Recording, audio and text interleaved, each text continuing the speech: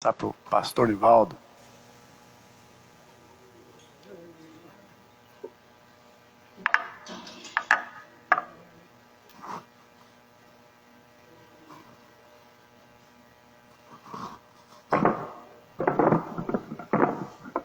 Amém? Cumprimento a igreja na paz do Senhor. Aleluia, que hino bonito, né? Vamos levar os problemas a Deus. Interessante, nós só leva problema para Deus, né? Na hora das bênçãos maravilhosas nós não levamos, mas é problema, é só para Deus. Mas graças a Deus que Ele é Deus e recebe os nossos problemas, né? Amém? Vamos orar. Vai passar para o pastor Nivaldo, que vai trazer a palavra de Deus dessa noite. Senhor, nosso Deus, Pai querido, muito obrigado, Senhor, por mais essa noite, Pai, que o Senhor tem nos dado, para estarmos aqui, Pai, cultuando ao Senhor. Meu Deus, estamos aqui nessa noite, pronto para ouvir a Tua voz. Pai, a Tua palavra, Pai, que vai encher os nossos corações nessa noite. Continua usando o Teu servo, meu Pai, conforme aquilo que o Senhor já propôs no coração dele. E muito mais ainda, Pai, o que o Senhor tem para falar através dele nessa noite. Pai, em nome de Jesus, nós abençoamos a cada vida nessa noite, Pai. Que esteja com o coração aplanado, Pai, para receber a Tua palavra, é o que nós te pedimos, em nome de Jesus.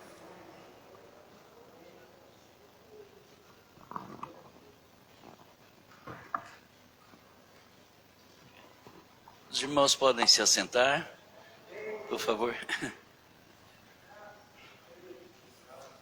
A paz do Senhor a todos. Sejam bem-vindos à casa de Deus para, mais uma vez, nós adorarmos ao Senhor. Melhor dizendo, continuar adorando ao Senhor, como nós já estamos adorando. Nós adoramos através das nossas orações, adoramos ao Senhor com os nossos cânticos e hinos espirituais. Vamos continuar todos nesse mesmo espírito de adoração, agora adorando ao Senhor com a sua palavra, ouvindo a sua palavra, recebendo a palavra de Deus em nossos corações, guardando a palavra de Deus em nossos corações e, sobretudo, colocando a palavra de Deus em prática na nossa vida cotidiana. Que Deus nos abençoe, que Deus nos guarde. Mesmo assentados, convido os irmãos a abrirem a palavra de Deus comigo no livro de Hebreus ou na carta de Hebreus, capítulo 12. Algumas pessoas veem este livro como sendo um livro, o livro escrito aos Hebreus. Outros veem este livro não como um livro, mas como uma carta. Uma carta.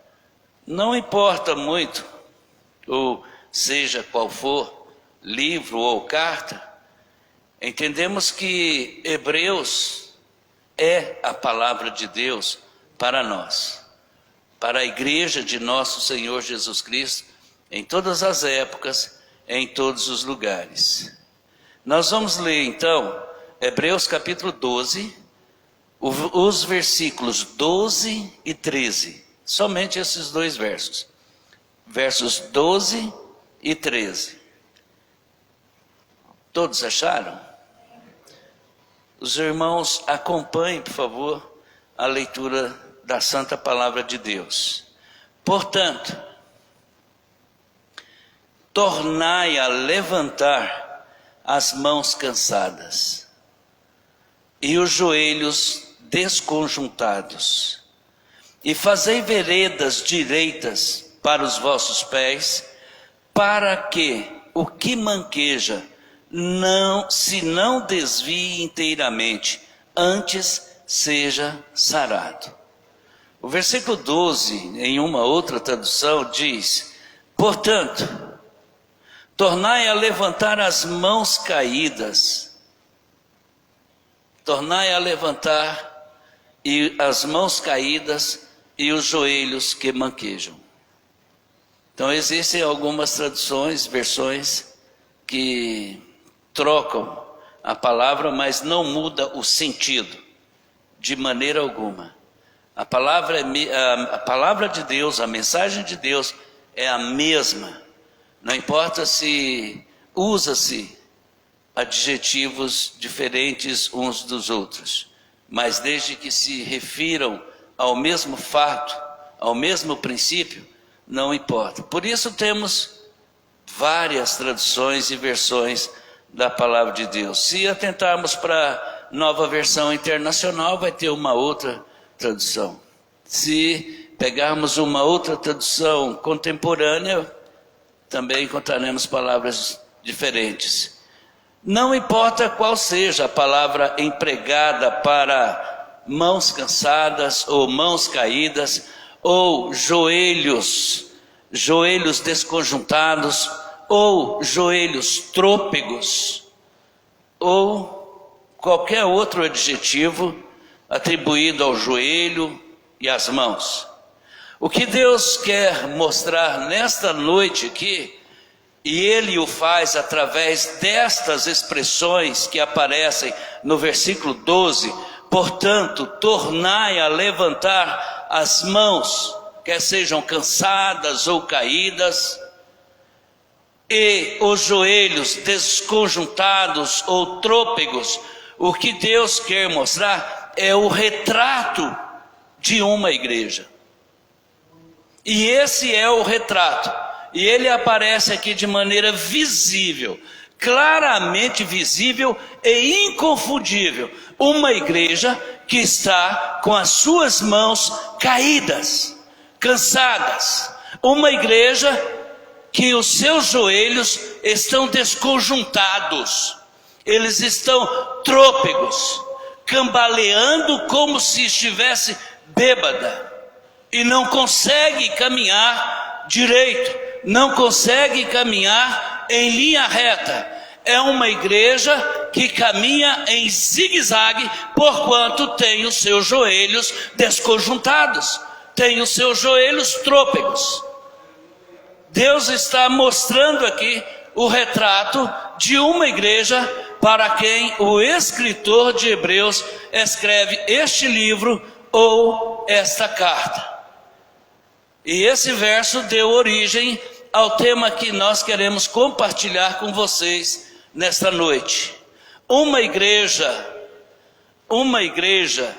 apática. Uma igreja espiritualmente cansada. Esse é o tema que eu quero e desejo compartilhar com vocês nessa noite. E creio, sobretudo, é a mensagem que Deus colocou em nossos corações para trazer para a igreja. Então nós vamos compartilhar, conversar um pouco sobre uma igreja cansada, uma igreja apática. Se nós olharmos e começarmos a ler este livro, o livro de Hebreus, desde o primeiro versículo do capítulo 1, veremos que o livro ele é totalmente diferente de qualquer outro livro do Novo Testamento. Nenhum livro do Novo Testamento traz riquezas tão grandiosas e tão majestosas como este livro, o livro de Hebreus.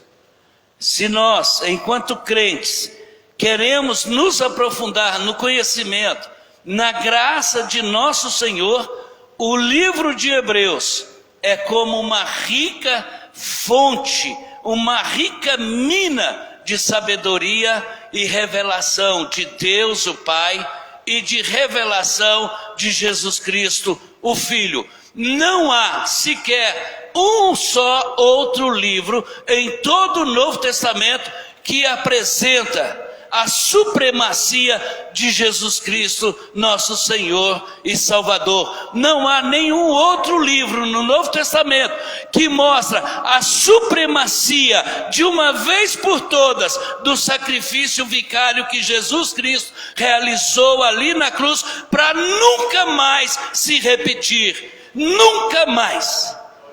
Foi realizado de uma vez por todas. E não pode se repetir, e jamais se repetirá esse sacrifício, porque ele se consumou de uma vez por todas com a morte de nosso Senhor Jesus Cristo ali na cruz do Calvário. Quando o autor de Hebreus escreve para esta igreja, ele não escreve para essa igreja como se não a conhecesse. Muito pelo contrário, o escritor de Hebreus conhecia esta igreja íntima e profundamente. E nós podemos perceber isso em algumas palavras, em algumas expressões que aparecem em todo o livro de Hebreus. Como, por exemplo, em Hebreus capítulo 18, 13 e 18. O escritor vai se dirigir a esta igreja, embora apática e espiritualmente cansada, ele vai se dirigir a ela pedindo para que a igreja esteja orando por ele. O versículo 18 diz: orai por nós, orai por nós. Neste momento ele não está visualizando uma igreja apática, desconjuntada, uma igreja trôpega, uma igreja espiritualmente fria e caída e cansada. Pelo contrário, ele está visualizando, imaginando uma igreja que ainda pode e consegue suspirar, sussurrar e interceder em favor dos irmãos que estão perto e também dos irmãos que ainda estão longe. Então essas palavras, orai por nós, elas nos revelam que o escritor de Hebreus conhecia aquela igreja e conhecia cada um dos membros em particular. No capítulo 13, versos 19 e 23, ele continua: rogo-vos com instância que assim o façais. E no verso 23, ele se dirige à igreja para mostrar a ela, falar a ela, que o jovem pastor Timóteo, que outrora estava preso, agora foi solto, foi liberto. Ele diz: sabei que já está solto o irmão Timóteo.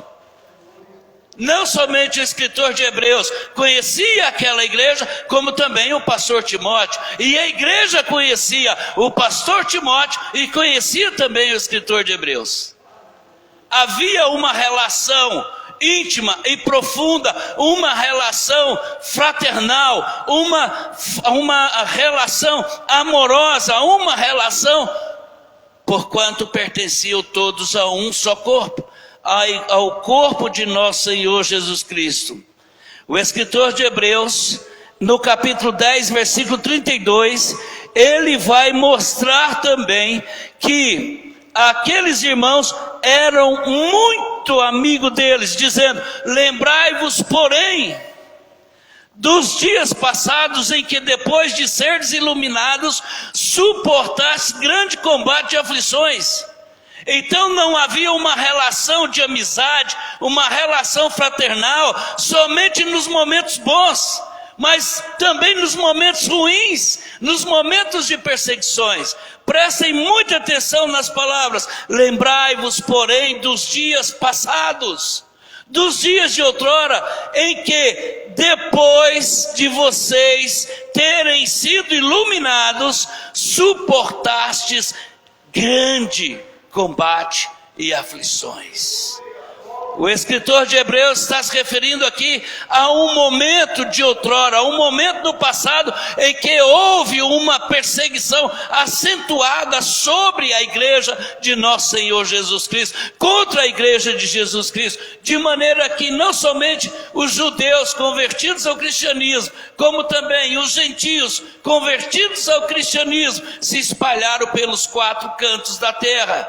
Mas o fato é que o escritor de Hebreus conviveu com estes irmãos esse momento de aflição, de perseguição e de angústia. No versículo 34 lemos: porque também vocês compadeceram dos que estavam nas prisões, e com gozo permitiste a expoliação de vossos bens em vós mesmos, sabendo que em vós mesmos tendes nos céus uma possessão melhor e permanente.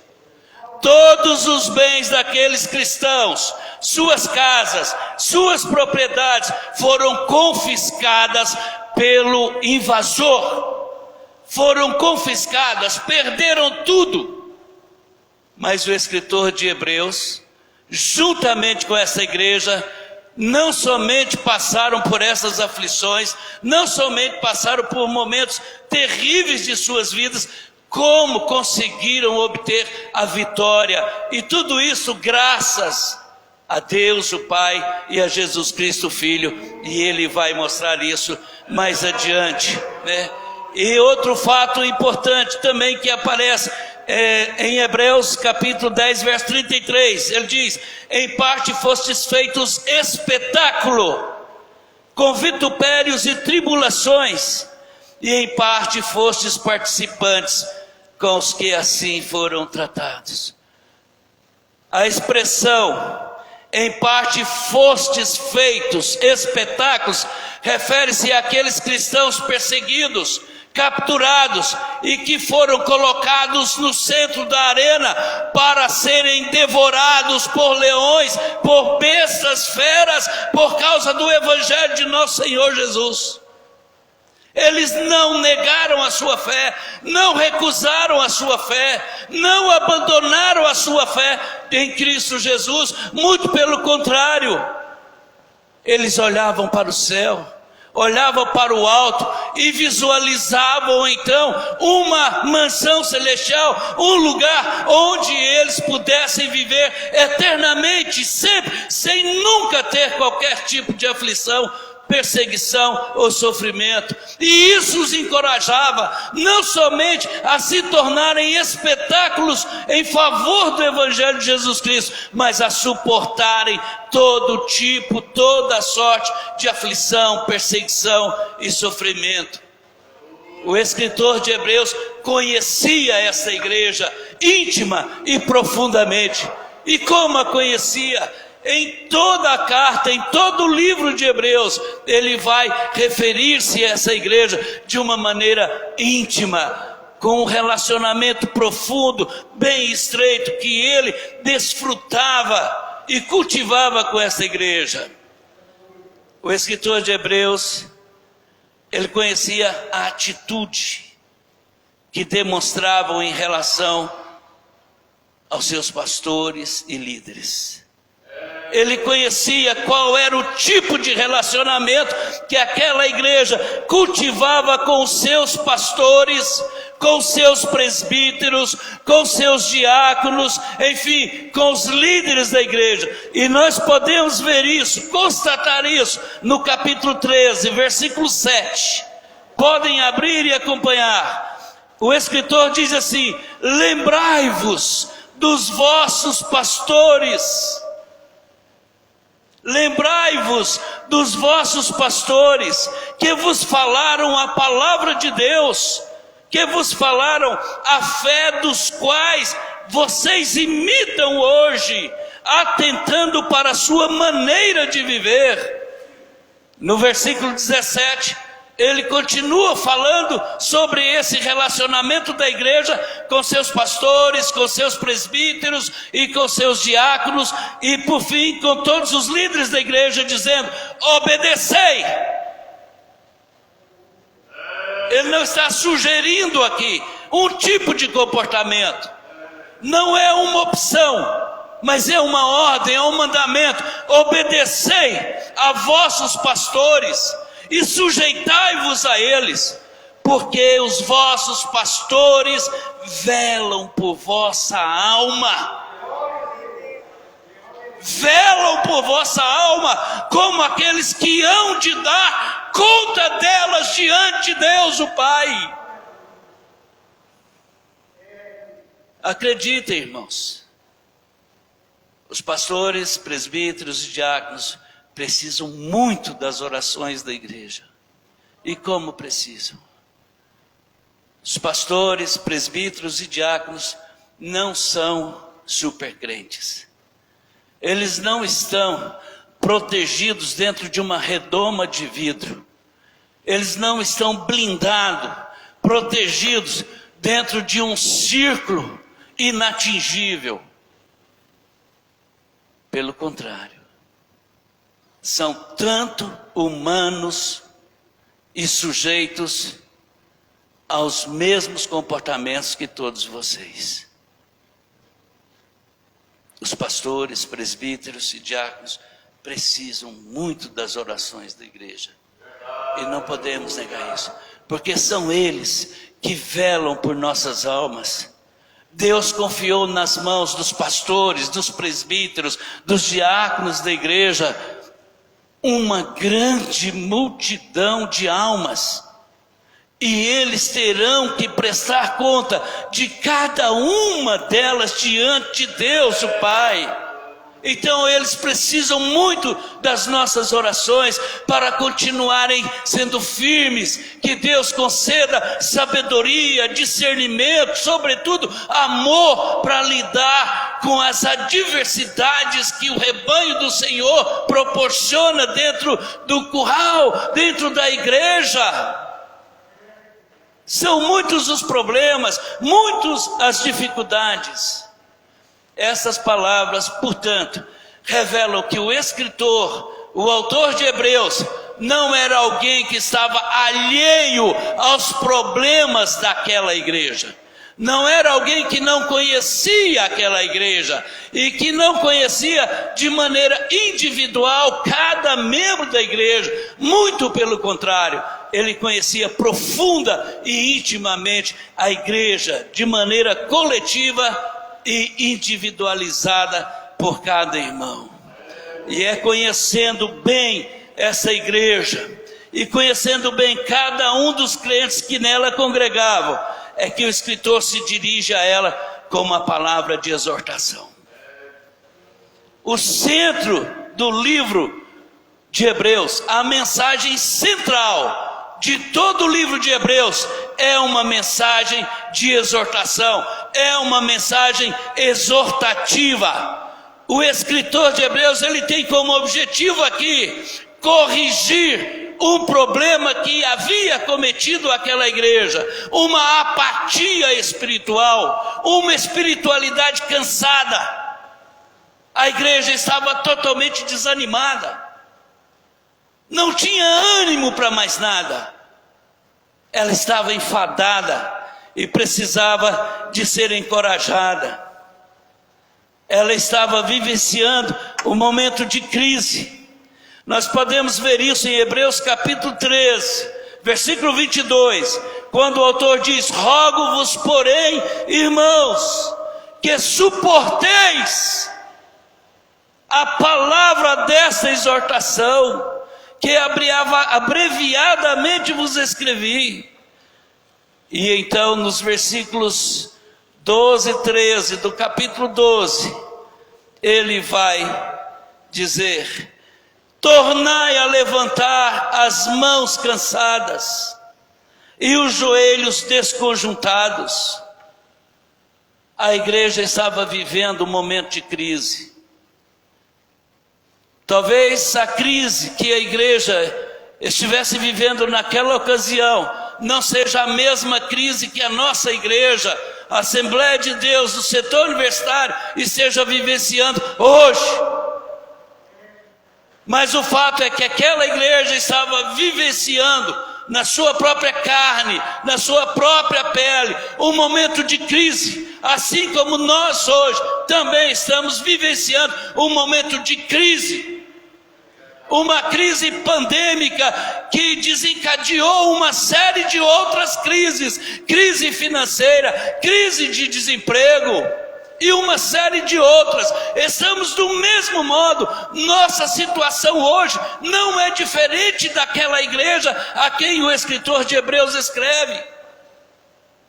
E assim como aquela igreja estava sujeita a cair na apatia e no cansaço espiritual, a nossa igreja também está.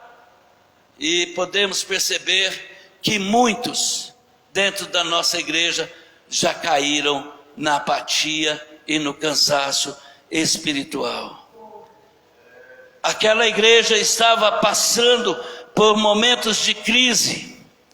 Eles estavam a ponto de perder a sua fé em Cristo Jesus para retornar à velha vida.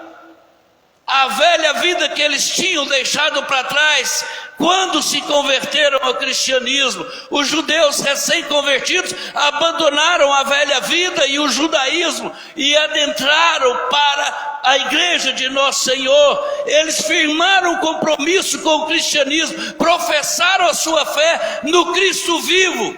Do mesmo modo, os gentios abandonaram as suas religiões pagãs e confessaram a sua fé no Cristo vivo.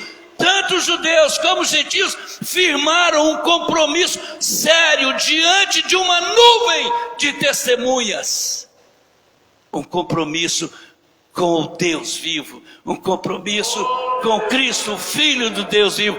E agora, devido a essa crise que eles estavam vivenciando, estavam lenta, porém gradativamente, abandonando a congregação dos santos, como era o costume de muitos que estavam ali. Então o escritor de Hebreus escreve com um propósito bastante singular. Em primeiro lugar, aprofundar o nível de convicção da fé desses cristãos. O escritor de Hebreus havia percebido que a fé daqueles cristãos era uma fé superficial, uma fé rasa, que não tolerava, não suportava qualquer investida, sequer a primeira investida. Todos abandonariam a fé. Ele consegue perceber isso. Então ele tem como primeiro objetivo aprofundar o nível de convicção da fé daqueles cristãos.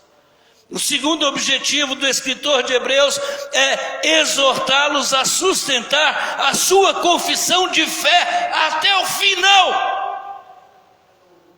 Não se faz um compromisso hoje e muda ele amanhã. É preciso suportar, é preciso honrar o compromisso que se fez com Deus vivo hoje, até o final, até que Ele volte, ou até que nós nos encontremos com Ele. Não podemos desonrar o compromisso que firmamos com Deus.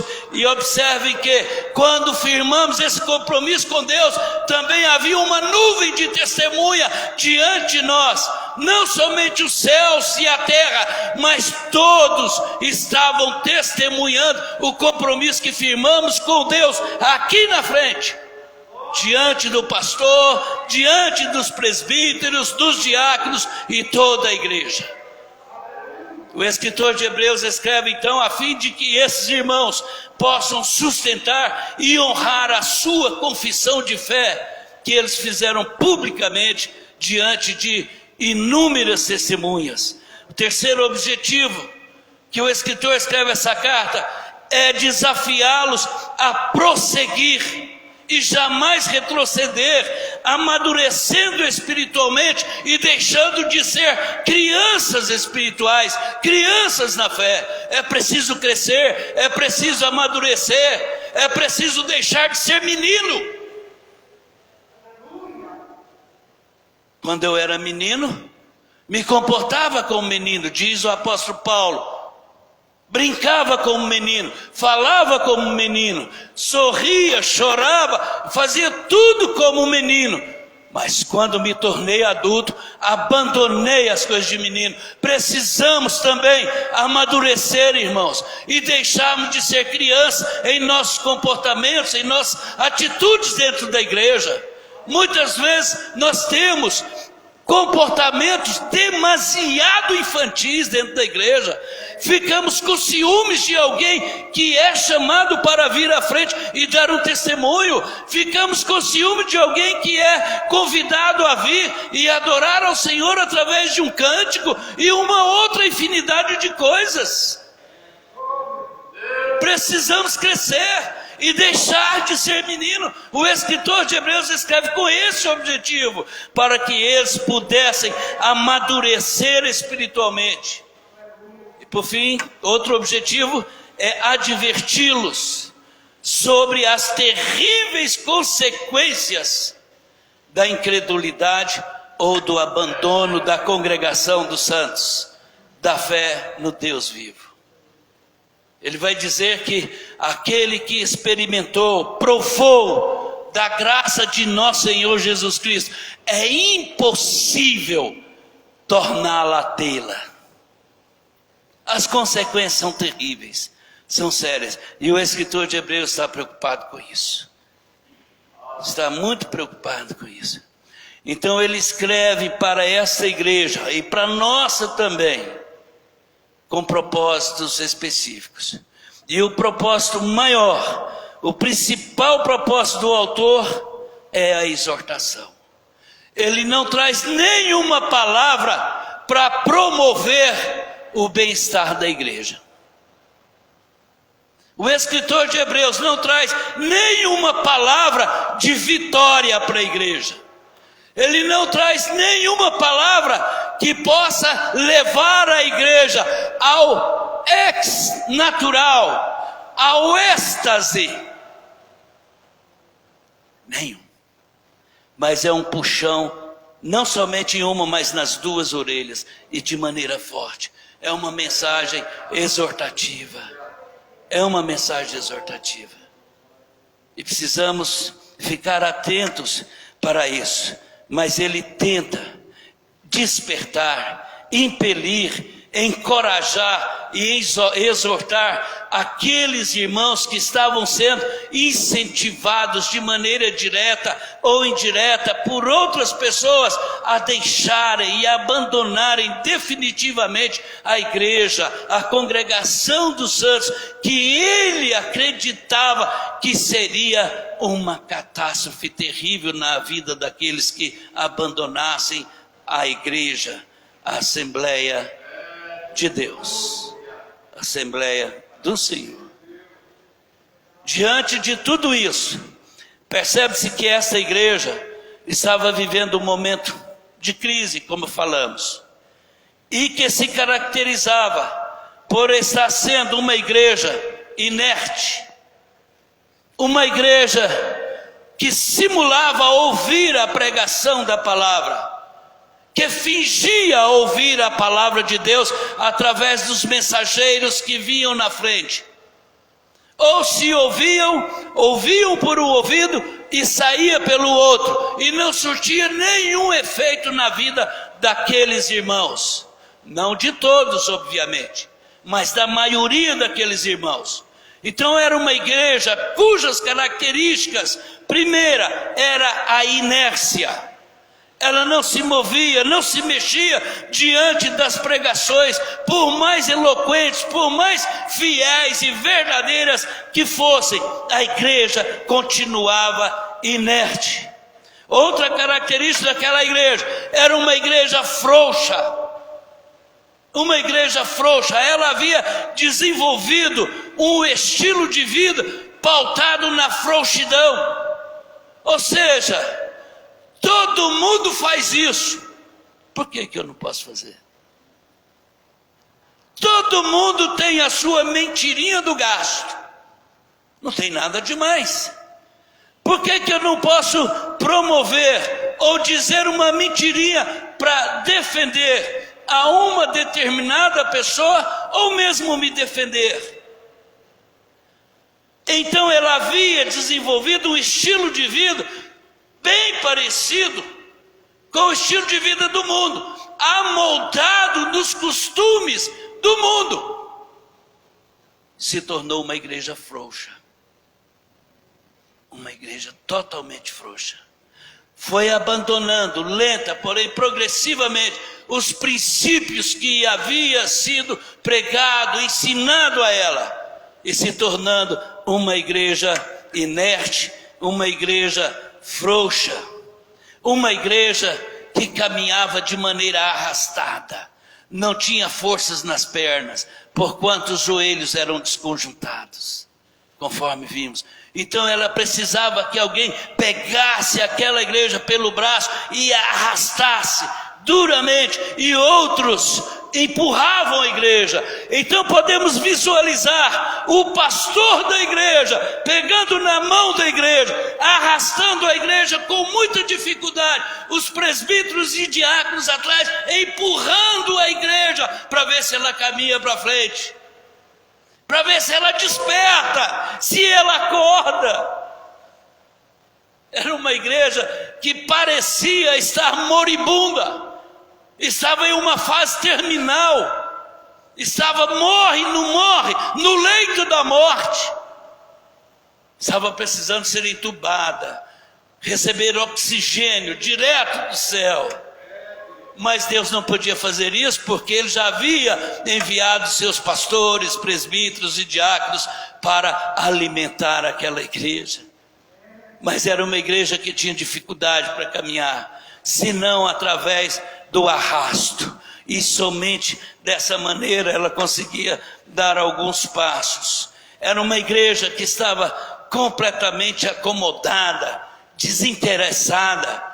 Toda e qualquer programação que se apresentava para a igreja, só se via irmãos torcendo o bico, virando os olhos, e sequer se interessava, sequer procurava o pastor, ou os presbíteros, ou os diáconos, aqueles que lideravam a igreja, em que eu posso ajudar nessa programação, em que eu possa ser útil nessa programação. Eu posso ser útil? Todo mundo é útil dentro da igreja de Jesus. Ninguém aqui dentro é indispensável. Deus distribuiu a todos igualmente, para cada um dom específico, um dom peculiar. Você só tem que desenvolvê-lo e praticá-lo. Mas essa igreja havia caído no comodismo e no desinteresse total. Era uma igreja preguiçosa, totalmente preguiçosa. Espiritualmente, era uma igreja apática, era uma igreja cansada. O problema agora é como reanimar uma igreja apática e espiritualmente cansada. Como é que os pastores, os presbíteros e diáconos, a liderança daquela igreja poderia conseguir reanimar essa igreja que estava apática, inerte, acomodada, desinteressada? Como poderia reanimar essa igreja?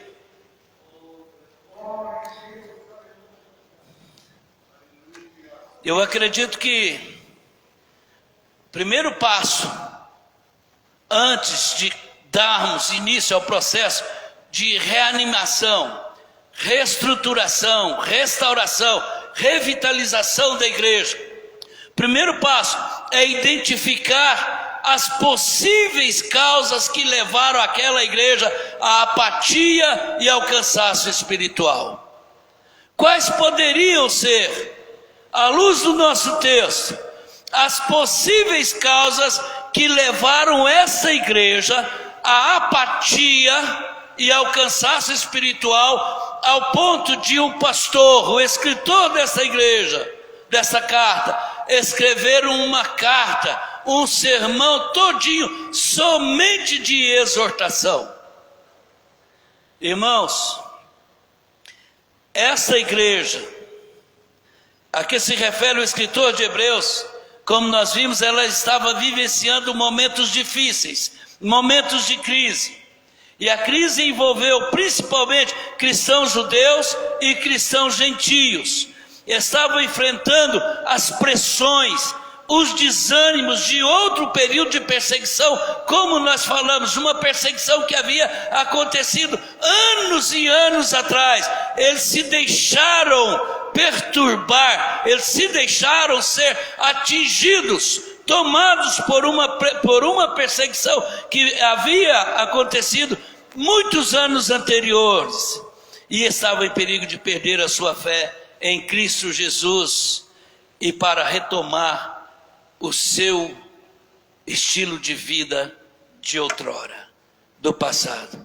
Não há causas determinantes que levaram à apatia e ao cansaço espiritual dessa congregação, mas nós temos algumas evidências que podem nos ajudar, como por exemplo nós podemos constatar isso em Hebreus capítulo 2:13, quando o escritor diz que eles estavam a ponto de negligenciar tão grande salvação.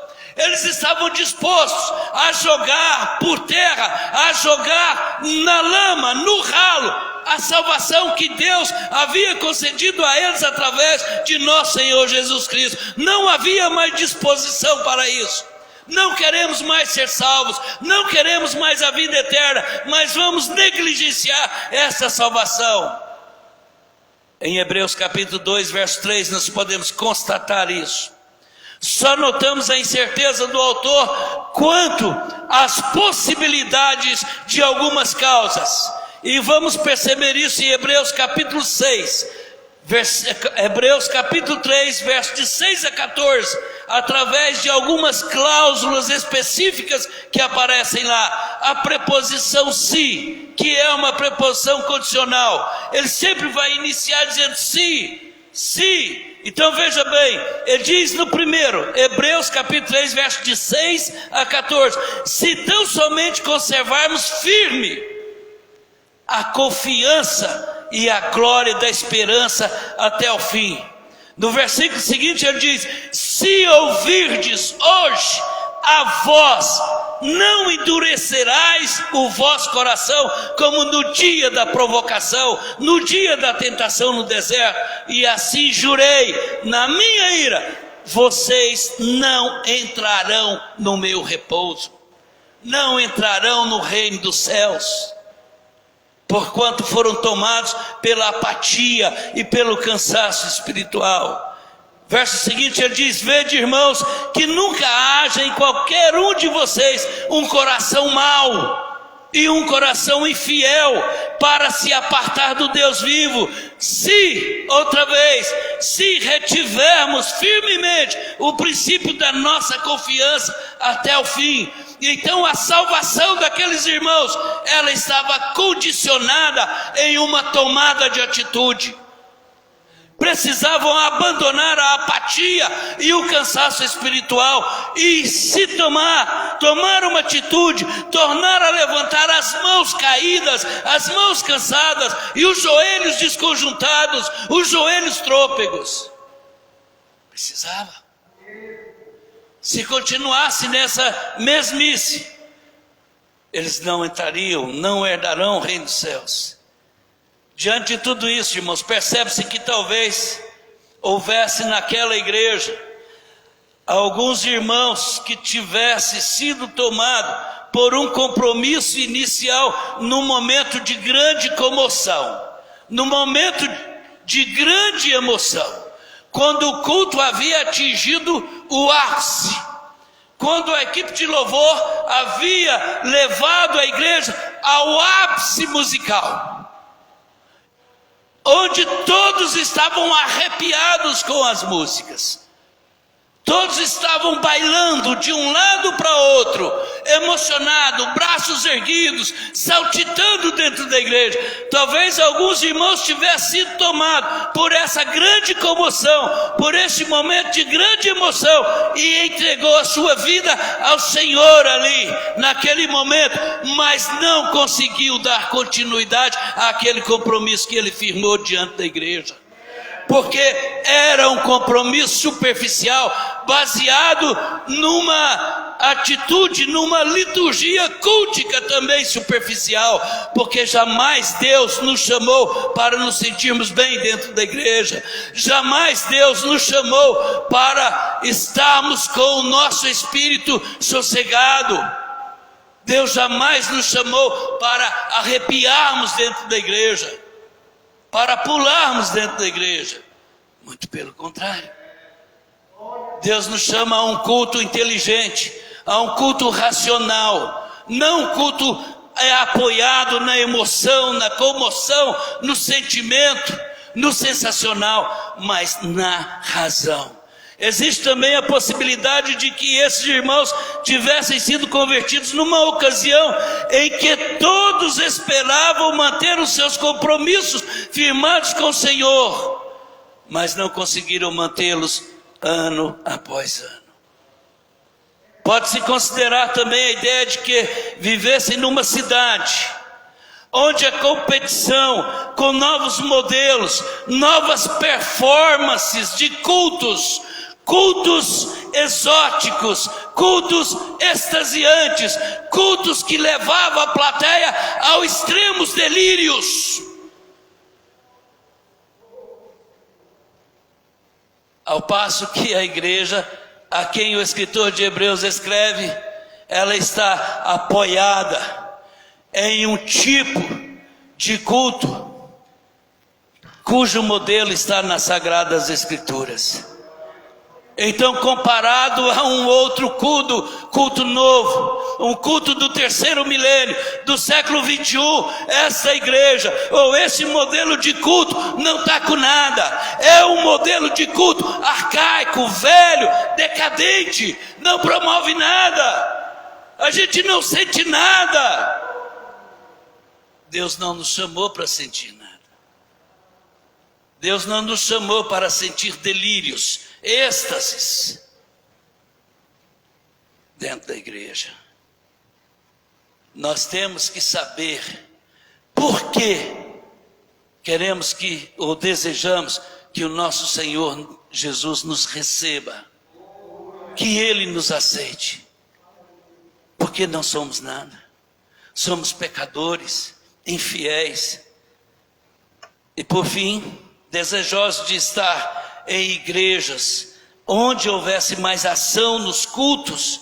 Alguns daqueles irmãos talvez se inclinou a seguir os modelos de cultos mais recentes, e assim eles começaram a abandonar a congregação dos santos, e isso se tornou o costume de muitos, né? O problema aqui agora ele recai na mão do pastor, dos presbíteros e dos diáconos.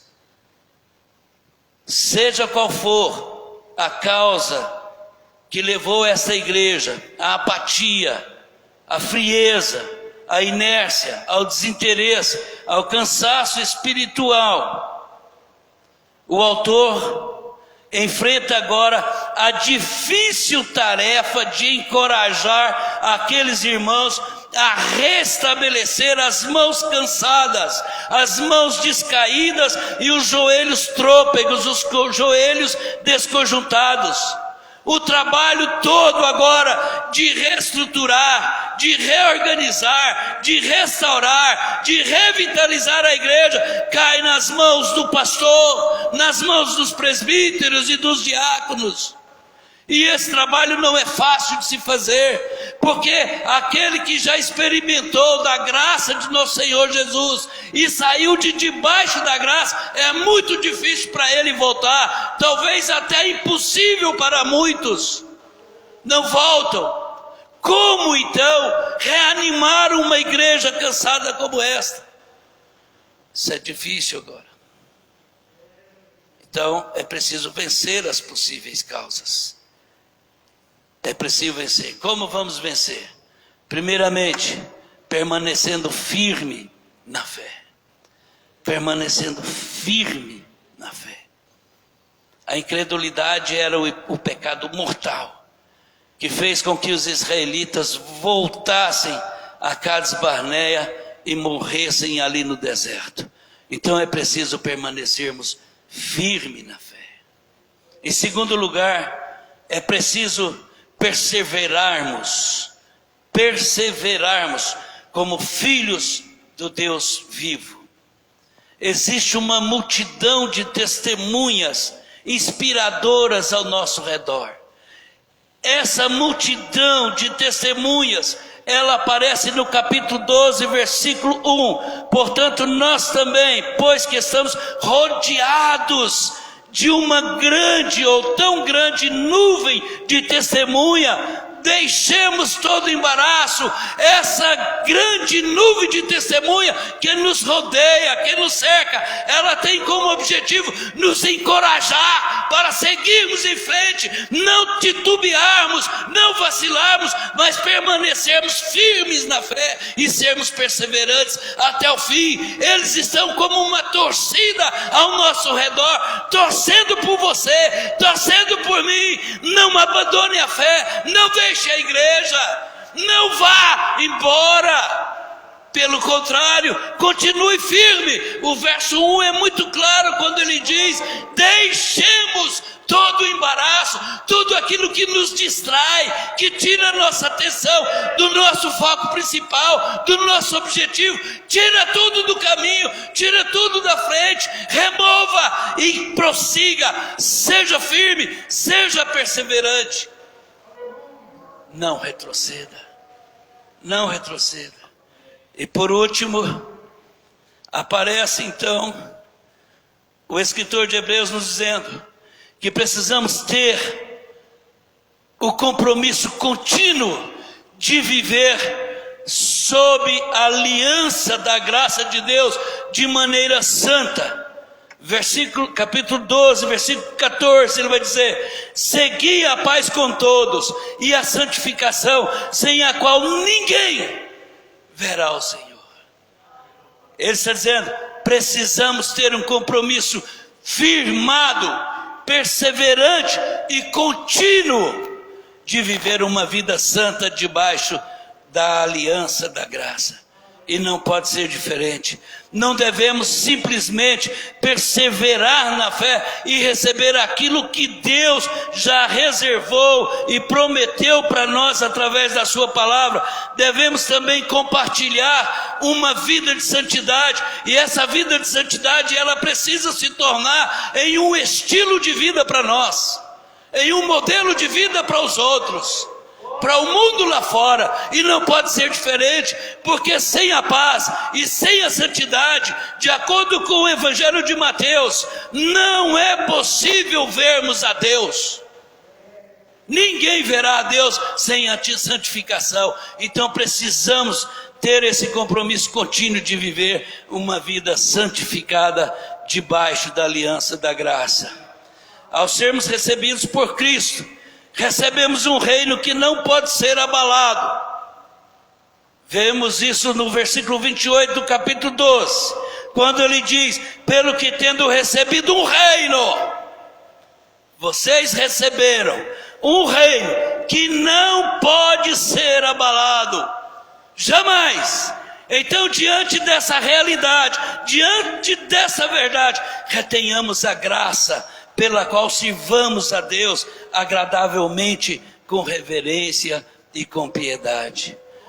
Deus, através dessa mensagem, nos forneceu uma palavra de exortação, irmãos. Não foi diferente, mas uma exortação totalmente apoiada nas Sagradas Escrituras. Essa palavra de exortação apela à sua, à minha, à nossa mente, e nos permite crescer na graça e no conhecimento do nosso Senhor e do nosso sumo sacerdote. Por fim, já concluindo, nós somos desafiados por essa mensagem a vencermos toda a inércia, a vencermos toda a frouxidão, todo comodismo, todo desinteresse, toda indiferença, a vencermos toda a insensibilidade, toda a preguiça espiritual e toda a apatia e cansaço espiritual que há em nosso meio. Mas somente conseguiremos vencer todos esses males se permanecermos firmes na fé, se perseverarmos como filhos do Deus vivo e se tivermos um compromisso contínuo de vivermos uma vida de santidade debaixo da aliança da graça de nosso Senhor. Amém? Vamos orar. Senhor amado, agradeço ao Senhor por esse momento, Deus,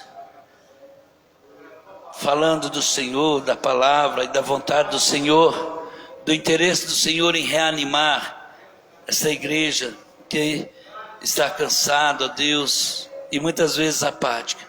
Senhor, nos ajude, porque somos fracos, precisamos do Senhor, agora e sempre, ó Deus. Fica conosco, no nome de Jesus. Amém. Amém.